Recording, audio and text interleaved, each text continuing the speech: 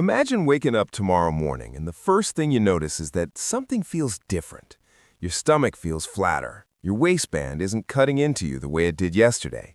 You take a breath, and for the first time in what feels like forever, your body feels like it actually belongs to you again. No extreme diet, no brutal workout that left you limping for 3 days, no starvation or suffering or obsessing over every calorie, just 10 days of doing something completely different, something that targets the one organ your doctor has probably never once mentioned when they told you to eat less and move more. Now stay with me here, because what I'm about to share with you is going to completely rewire the way you understand your own body, and once you hear it, you will not be able to unsee it. Let me ask you something honest. Have you ever done everything right? Have you cleaned up your diet, cut out the sugar, started walking, maybe even hit the gym consistently, and still watched your belly stay exactly where it was? Maybe it even got a little worse despite all your effort. If that sounds familiar, I need you to really pay attention to the next few minutes, because you have not been failing. You have simply been given the wrong information. The fitness industry handed you a story about calories and willpower and discipline, and that story left out the most important character in the whole plot. Your belly fat is not a calorie problem. It is not a laziness problem. It is not even really a metabolism problem. It is a liver problem. And more specifically, it is a congestion problem. And your liver has been trying to communicate that to you for years through every inch of stubborn fat that refuses to move no matter what you do. Here is something most people have never been told. For roughly 200,000 years, your liver had one absolutely critical survival job, and that job was to hold fat. When food was scarce, when winter made hunting impossible, when the harvest failed and weeks went by without reliable nutrition, your liver would send out a powerful biological signal to your entire body. Store everything. Store it deep. Store it viscerally, meaning right around your organs, where it is the hardest to lose and the easiest to access in an emergency. That fat depot around your belly and organs was essentially a biological savings account built for survival, and your liver was the only one holding the key. This was not a design flaw. This was a masterpiece of human engineering that kept your ancestors alive through conditions that would have killed them otherwise. The problem is that your liver is still running that same ancient software today. The gatekeeper of this entire system is an enzyme called lipoprotein lipase, or LPL, and understanding what this enzyme does is honestly the missing piece that most people never get. Think of LPL like a traffic controller standing at a fork in the road inside your body. Every time you eat fat, LPL is the one deciding where that fat goes. Does it get sent to your muscles to be burned as fuel, giving you energy and keeping you lean? Or does it get rerouted straight to your abdomen, parked deep in visceral storage, where it becomes the kind of fat that is genuinely dangerous to your health? When your liver is healthy and clear, LPL sends fat toward your muscles. When your liver is congested and overloaded, LPL flips the switch, and almost every gram of dietary fat you consume goes directly to that stubborn belly storage. That one enzyme, controlled entirely by the state of your liver, is what determines whether your body is a fat-burning machine or a fat-storing one. Now, here is where the real problem begins, and why so many people feel completely stuck no matter what they try. Your liver's programming has not been updated in 10,000 years, but your environment has changed almost completely. The threats your liver was designed to respond to were predators, famine, freezing temperatures, and extreme physical danger. Today, the threats look completely different. They are the processed fructose hidden in almost every packaged food. They are the refined seed oils that are cooked into restaurant meals and store-bought snacks. They are the environmental toxins sitting inside your tap water, the pharmaceutical residues your body absorbs, the low-grade chemical overload your liver has to filter every single day just to keep you alive. Your liver cannot tell the difference between a famine and a toxic overload. Both signals look the same to it. Both say, "We are not safe." And every time it receives that signal, it tells LPL to lock the fat down tighter and protect it harder. Your belly fat is not stubbornness. It is your liver doing its job, just doing it in the wrong century. So the solution has never been about eating less or punishing yourself at the gym. The solution is to clear the siege.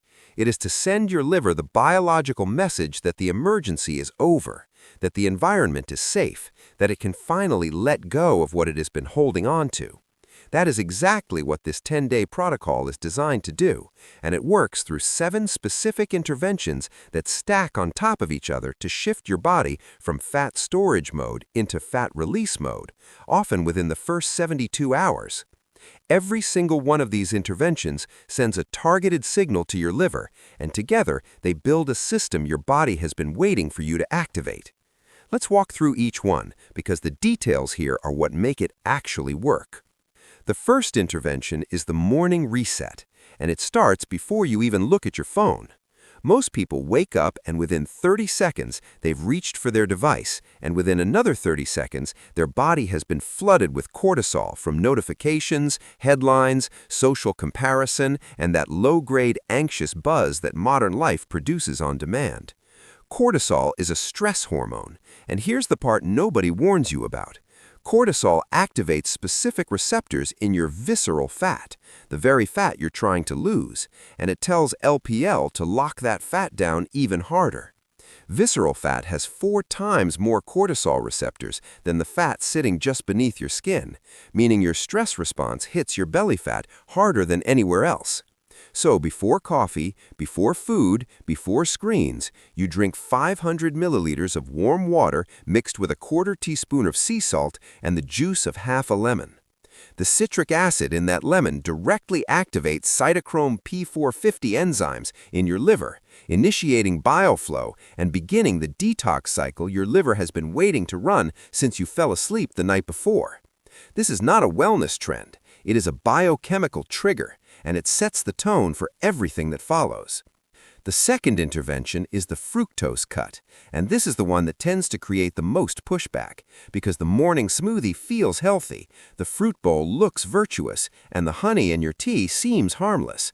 But fructose is metabolized exclusively in your liver, which makes it completely unlike glucose, which can be processed by every cell in your body.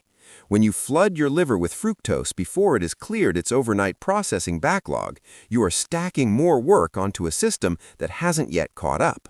The cascade is direct and brutal. Fructose arrives, the liver converts it into new fat through a process called de novo lipogenesis. LPL has nowhere to send it but visceral storage, and a gene called SREBP1C gets switched on, cutting your body's fat-burning capacity by up to 50% for the next 6 hours. For 10 days, no fruit juice, no dried fruit, no honey before midday. Replace those foods with eggs, avocado, leafy greens, and 2 tablespoons of ground flaxseed, foods that initiate bioflow and actively begin clearing the congestion backlog instead of adding to it. The third intervention is bile activation, and bile is something almost nobody talks about, despite being absolutely central to how your body handles fat. Bile is the fluid your liver produces to digest and transport fat for elimination. When bile flow slows, and in a congested liver it always does, dietary fat gets incompletely processed, toxins that should have been eliminated get reabsorbed back into your bloodstream, and your liver ends up dealing with the same chemical load 2, 3, sometimes 4 times all over again, which keeps the congestion permanently high. 3 food-based compounds taken consistently with meals break this loop. Artichoke extract before each meal increases bile production. Milk thistle taken with breakfast regenerates liver cell membranes that have been damaged by years of processing modern toxins. And a cup of dandelion root tea at lunch stimulates your gallbladder to physically contract and release stored bile. These are not chosen for marketing reasons or because they sound exotic. They are the 3 compounds with the strongest clinical evidence for reducing hepatic fat accumulation, and they work together in a way that individual supplements simply cannot match. The fourth intervention is about movement, and it's probably the opposite of what you've been told. For 10 days, you replace high-intensity workouts with 2 specific and much gentler movements. The first is a 20-minute walk after dinner at a comfortable, easy pace. High-intensity training spikes cortisol, and in a congested liver, a cortisol spike tells your visceral fat to hold tighter, not release.